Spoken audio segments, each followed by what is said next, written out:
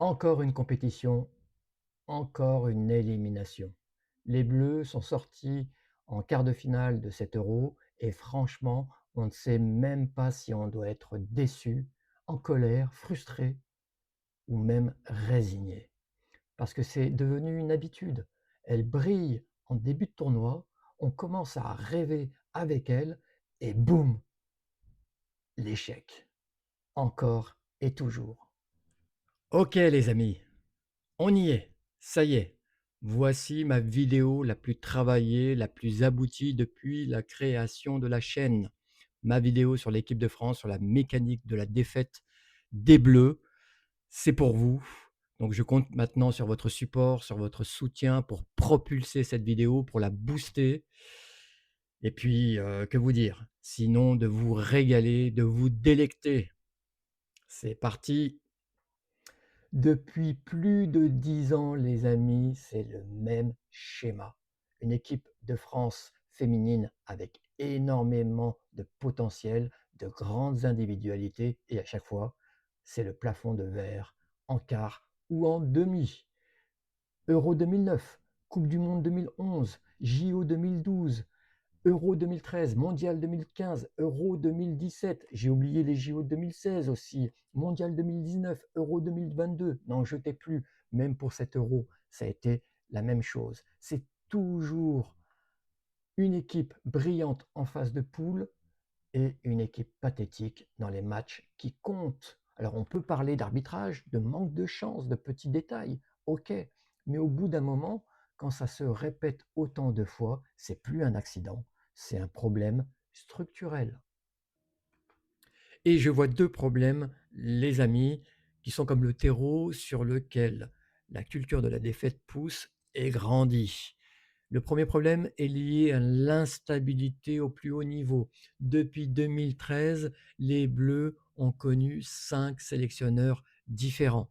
Tour à tour, Bruno Bini, ensuite Olivier Chouafny, dit la chouffe. Salut à toi. Corinne Diacre, Hervé Renard et enfin Laurent Bonadei. Ça fait beaucoup. Dans le même laps de temps, si on compare avec les garçons, on a eu là qu'un seul et même coach à la tête des Bleus, en la personne de Didier Deschamps. Donc on a un problème de continuité chez les filles. Ça ressemble un peu à tourner manège. C'est la même musique. Bonjour à toi.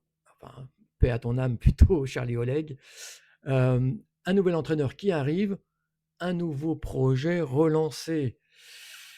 Je me souviens, par exemple, de Corinne Diacre, qui, à son arrivée, a divisé le groupe, a écarté certaines cadres, est entrée en guerre avec les Lyonnaises, Wendy Renard, Amandine Henry, c'était des épisodes quand même très médiatiques, a remis en cause le statut de certaines cadres, ça faisait beaucoup.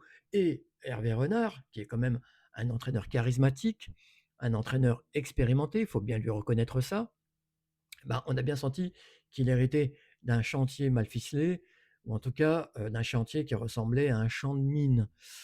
Le deuxième problème, c'est le manque d'unité dans les vestiaires. Là aussi, je me souviens, moi, de conflits d'ego à l'époque de Bruno Beni entre les Lyonnaises et puis le reste du groupe. Les Lyonnaises, voilà, qui sont aussi pour beaucoup dans les dissensions qu'il y a eu dans les vestiaires des Bleus tout au long de ces années.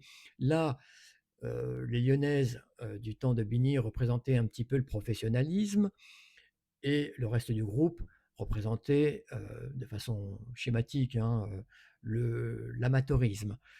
Donc là aussi, pour la performance, il faudra repasser. Et puis aujourd'hui, on a aussi des joueuses qui ne se parlent plus. Grace Guillaureau, qui fait la gueule à Marie-Antoinette Catoto et Kadi Diani, donc des problèmes de vestiaire parisien qui émigrent dans le vestiaire des Bleus sans que personne fasse quoi que ce soit pour résoudre ces dissensions-là.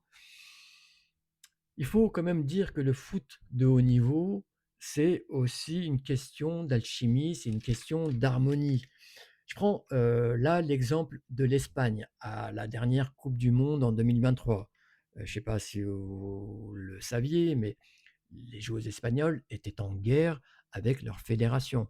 Elles étaient en guerre avec leur coach de l'époque. Et pourtant, elles sont allées conquérir la couronne mondiale parce que sur le terrain, elles ne faisaient qu'un. Et sur le terrain, c'était des vraies machines. On a souvent l'impression qu'avec la France, on a un groupe talentueux, mais qui ne vit pas bien ensemble. Et ça se paye cash quand vous arrivez en quart ou en demi-finale d'une très grosse compétition. Et enfin, le mental, mes très chers amis. Ce fameux truc en plus qu'ont les grandes nations. Les États-Unis hein, en sont le parfait exemple. Ils arrivent toujours dans un tournoi en mode rouleau compresseur, avec cette rage de vaincre, avec cet esprit, cette mentalité de tueuse. Pour les Anglaises, bah, c'est un peu pareil, elles sont aussi ultra solides mentalement. Je pense qu'elles se sont beaucoup inspirées de leurs cousines américaines. Elles sont prêtes à mourir sur le terrain, tout comme les Allemandes. Elles nous en ont fait la démonstration dernièrement contre la France en quart de finale.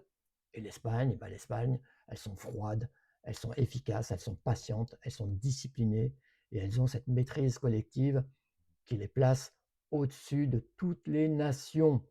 Les Bleus, elles sont souvent dominantes, dominatrices dans le jeu, mais timides quand il faut faire mal. Et c'est vrai, pas de révolte, pas de déclic. Et puis, il y a cette forme de suffisance parfois, et ça, c'est Jean-Michel Aulas hein, qui le dit. Il a fait cette déclaration après l'élimination des Bleus en quart de finale, où il est revenu sur cette suffisance qui visiblement lui a sauté aux yeux et qui font que cette équipe, elle va dominer la rencontre sans pour autant gagner le match. Et moi, me revient en mémoire quand même cet épisode vraiment douloureux dans l'histoire de l'équipe de France. Quand j'en parle, j'ai toujours un pincement en cœur.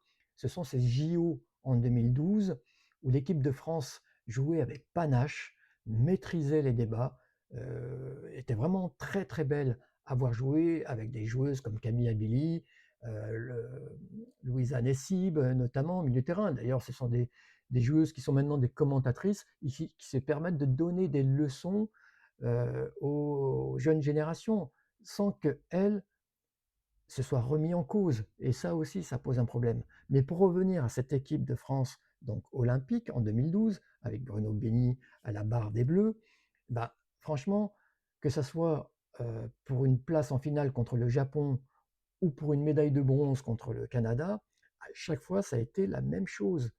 Domination dans le jeu, mais manque de réalisme dans les deux surfaces. Et l'équipe d'en face, elle, a été ultra efficace. Et dès que l'adversaire prend l'avantage, patatras, il n'y a plus personne, elle s'effondre.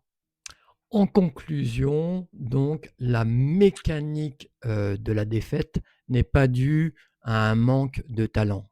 Du talent, on en a, on le sait. C'est plutôt dû à une somme de dysfonctionnements à la fois tactiques, mentaux et structurels. J'en ai parlé, bien sûr, tout au long de cette vidéo.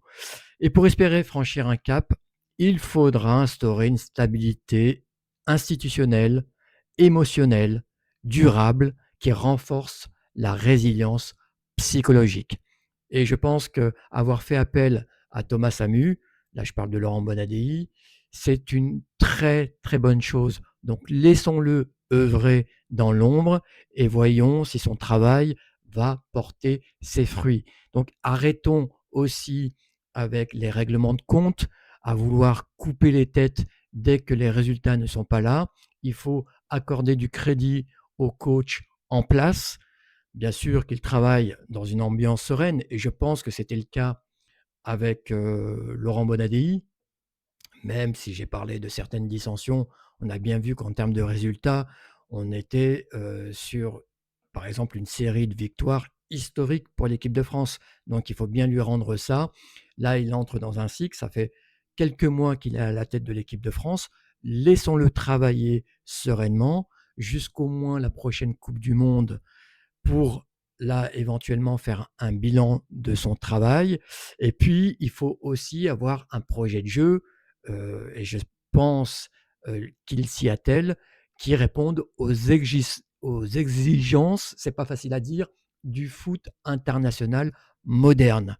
Voilà, pour que l'équipe de France donc puisse briller, c'est un diamant brut qu'il va falloir polir et pour ça, il faut accorder du temps aux personnes qui sont en place.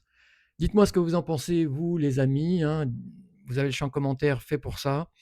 Ça m'a fait vraiment énormément plaisir. J'ai pris beaucoup de plaisir à faire cette vidéo. J'espère que vous avez eu du plaisir à la voir. Si c'est le cas, ben, faites le nécessaire pour me le faire savoir. Je vous dis à bientôt, à des prochaines vidéos. Et d'ici là, portez-vous bien. Va va voum!